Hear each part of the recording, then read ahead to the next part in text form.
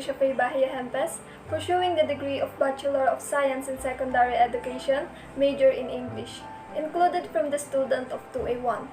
So, I recently turned 20 years old this 20th of October, and I'm currently living in the city of Dasmariñas. So, in this video, I'm going to evaluate what I have learned in our course ELT, Language, Programs, and Policies in Multilingual Society with the help of our excellent instructor, Ma'am Alice Ramos, this whole midterm. So, a question from myself, what did I learn? So, in this course, we begin to tackle about how important to study the language is because it is the main field here that we are going to further dive into.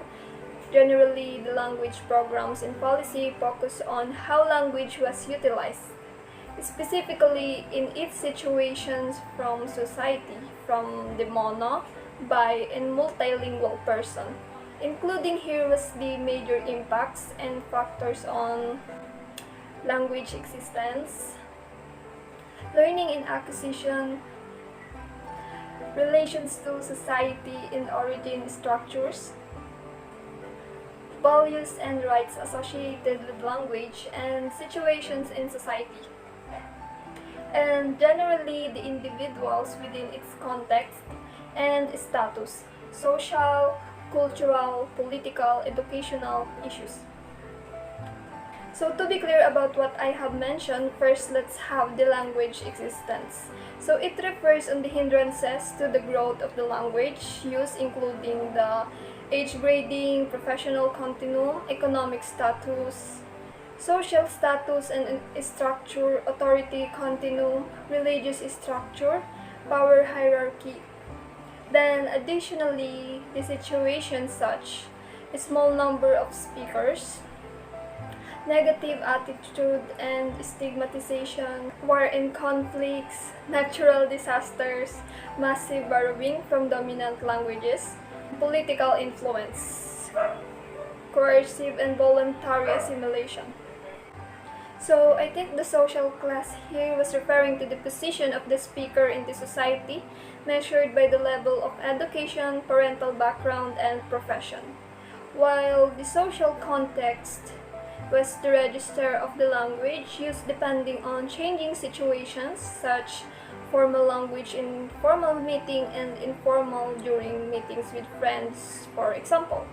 So, while the geographical origins was a slight difference in pronunciation and dialect between a speaker that point at the geographical region, while the ethnicity was the differences between the use of a given language by its native speakers and other ethnic groups, while the nationality was their standard at this specific language within the nation, while the gender tackles about differences in patterns of language use between men and women, such as the quantity of speech, intonation patterns.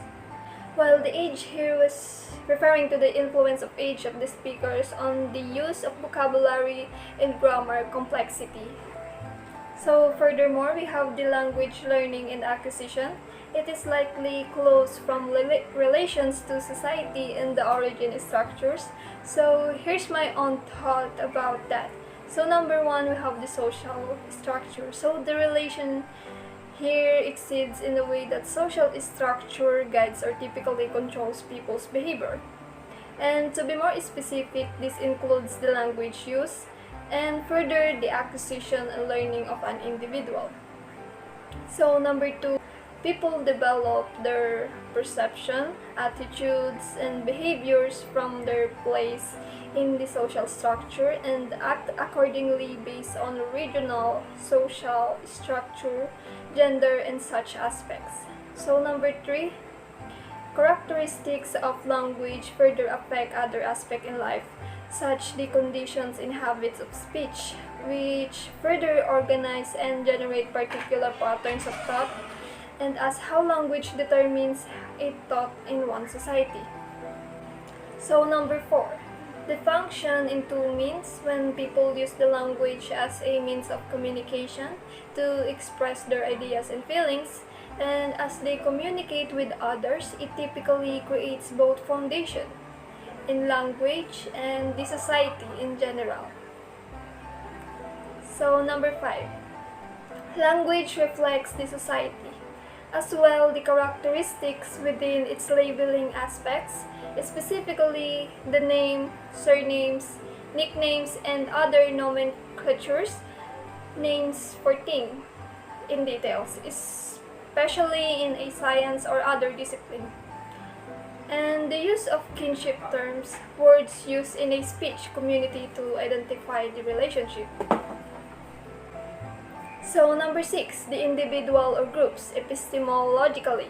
So it refers to the beliefs and opinion and moral responsibility from the context and audience, issue sensitivity, gender, class, status and political accountability, religious, power of God, education and professionalism. So lastly, we have number 7, diverse human capability in other beings. So overall, the field of language planning and policy is considered with the policies both explicit and implicit that influence what language are spoken when, how, and by whom, as well as the values and rights associated with those languages. So these decisions influence the right to use and maintain languages, affect language status, and determine which language are nurtured. So language policy and planning decisions have a major impact on language vitality, development, diversity, and ultimately on the rights of the individual, whether in a mono, bi, and multilingual aspect. So that will be all. Thank you.